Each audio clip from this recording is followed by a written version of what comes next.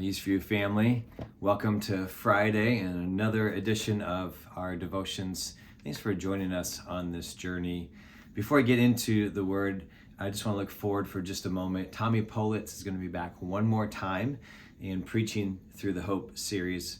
Again, it's just been a blessing to have him through this journey. He and his church have committed to helping us as we try to move forward and maneuver through everything that we have going on. So we're grateful for Tommy. I encourage you to join us in person or online this Sunday.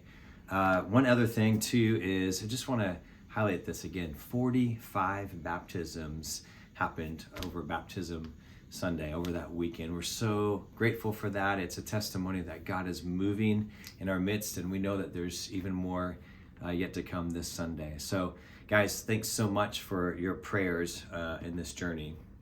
You know, one of the phrases that Tommy said during his sermon on Sunday has stuck with me all week, and it's this phrase of the best countermeasure to fear is hope. And then as he was saying that, he was reading Lamentations 3, and kind of depending on your version, it had two different words there. Lamentations 3:21 said, "But this I call to mind, and therefore I have hope." Another translation, which is the one that Tommy was using, said, "Yet this I call to mind, and therefore I have hope." And when he said that word, yet, it reminded me that that's literally one of my favorite words in all of Scripture. It's 3 letters. It's the word yet. And a few years back, I stumbled across this word as I was reading through the book of Habakkuk. And, you know, some people say Habakkuk, but I officially looked it up on YouTube. Somebody official sounding said it was Habakkuk. So that's what I'm sticking with. But if you know anything about that prophet and his story, that he literally was living in the midst of a chaotic time in which things were in turmoil, and he had a lot of questions to God of like, why and how come and when and how's this gonna work out, and maybe a lot of the questions that we might be asking ourselves right now during our time. But at the very end of his book, I came across this word, yet. It's found in verse 17 and 18. And in the midst of all of this stuff going on, Habakkuk writes this, "Yet I will rejoice in the Lord. I will take joy in the God of my salvation. God, the Lord, is my strength." And as I did some research on that word yet literally means something like it's expressing a truthful reflection of the present, or it's projecting into the future that circumstances will change, because the truth of the matter is that God is going to prevail.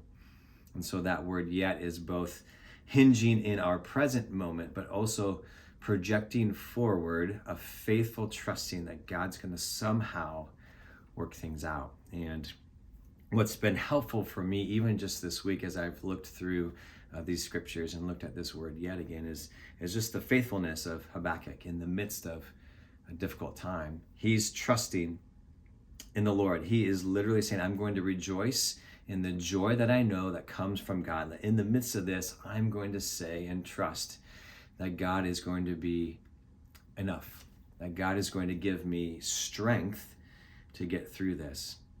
And I don't know that this is true or not, but I literally had this in my mind that maybe as he's writing this, he's referring back to the story of Joseph. And we know it in the book of Genesis. I think he just knew it from something written on a scroll, but Joseph was saying the very same thing. Think about that story where he's second in charge in Egypt.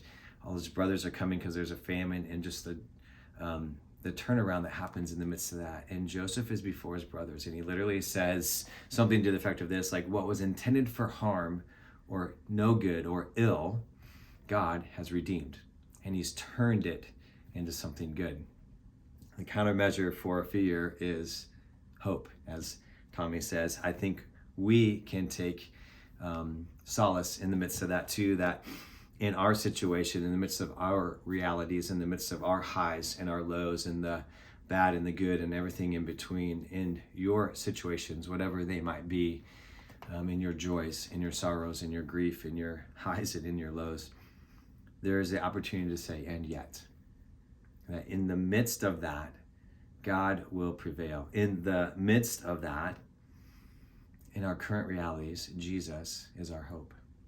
And so that's my prayer for you, that as Habakkuk did so many years ago, that even though things are not blossoming and the fields don't produce food, yet I will rejoice in the Lord. I will take joy in the God of my salvation.